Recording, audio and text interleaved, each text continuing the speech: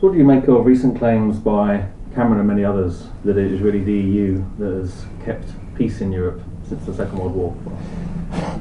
This Cameron fantasy that he can make people change their vote by talking about World War III and claiming that the EU has had this central role is quite absurd, and actually makes me realize what an inadequate knowledge he has of modern history.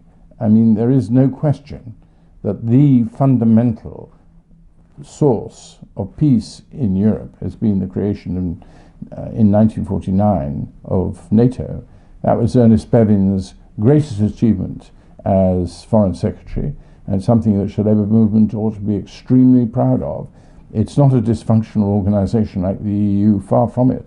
It is the only, in that sense, unique organisation where it brings together people in democracies, Canada and America and in Europe, in a command and control structure which the US Senate and House of Representatives accepts.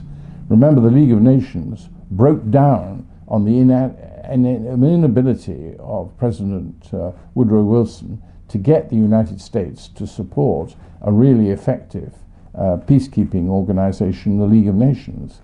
And the NATO has overcome that, and it's at the disposal of the United Nations. So is a vote to remain at this referendum a vote for the status quo, a vote for no change at all? I don't think it's possible to come out of the EU without making fairly important changes over a period of 5 to 10 years.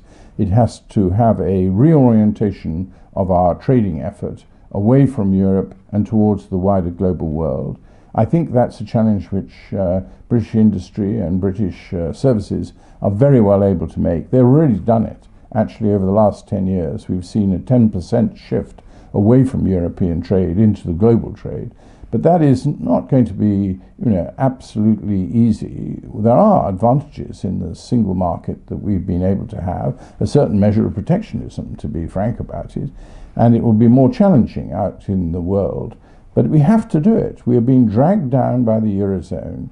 This is a stagnant area of world economy, Europe these days, and it'll go on being like that because the Eurozone crisis is not about to end. Eurozone collapse lurks all the time.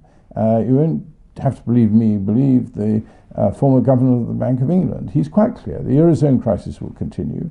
Eurozone collapse will happen unless there's a fiscal transfer union. You can only get a fiscal transfer union with a much greater integration and, in effect, a country called Europe.